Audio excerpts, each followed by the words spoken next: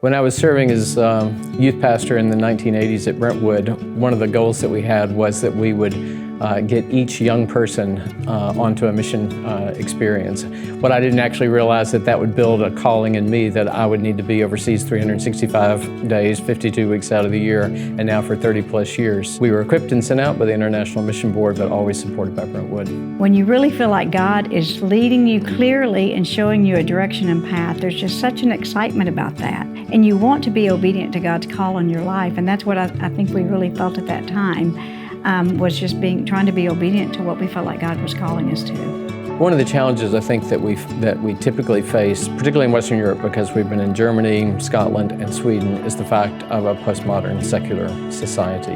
They actually haven't considered the claims of Christ. So then it becomes kind of a great opportunity to swim in the waters and just not have to presume that everybody knows what you're talking about.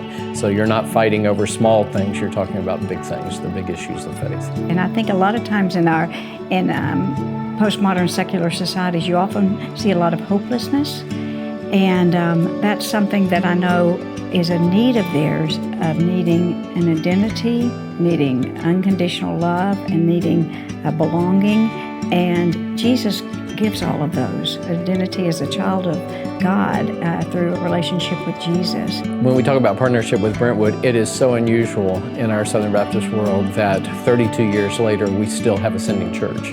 Often there's so much transition in leadership or the campus or all the things that go with that it just doesn't exist. And so I have to admit we're envied by our colleagues when they find that we still have a sending church that really is active in our ministry and wants to support us. And we see that as just a gift of God and a testimony to the leadership at Brentwood that has always put missions first, and we appreciate that.